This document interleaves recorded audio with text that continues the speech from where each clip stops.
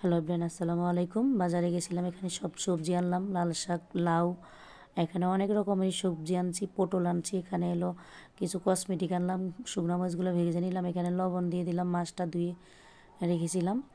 লবণ, হলুদের গুঁড়া, মরিচের গুঁড়া মাখিয়ে নিলাম ভালো করে। এখানে চুলায় পরিমাণ মতো তেল দিয়ে সামান্য লবণ দিয়ে দিলাম, যেন মাছটা লেগে না যায়।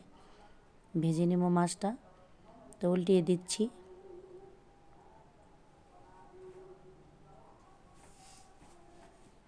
যারা আমাকে ইউটিউব থেকে দেখছেন তারা আমাকে একটা সাবস্ক্রাইব করে দিবেন, লাইক কমেন্ট শেয়ার করে দিবেন।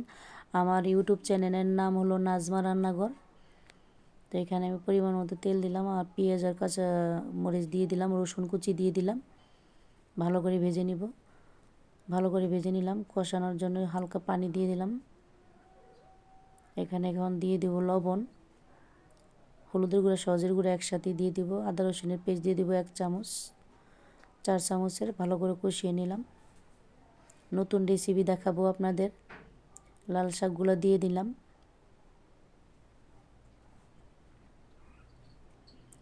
একটু নেড়ে চেড়ে ঢাকনা দিয়ে ঢেকে দিব কিছুক্ষণের জন্য। ফিরে আসলাম কিছুক্ষণ পরে, নেড়ে চেড়ে দিচ্ছি। একটু সামান্য পানি এড করব, যেহেতু ঝোল রান্না করব সামান্য। তো নেড়ে চেড়ে দিচ্ছি। এখন ঢাকনা দিয়ে ঢেকে দিব। ফিরে আসলাম কিছুক্ষণ পরে, আবার আসব। এখন আমি বাটা মাছগুলো দিয়ে দিব। আপনারাও খেয়ে দেখবেন, অনেক মজাদার খাবার।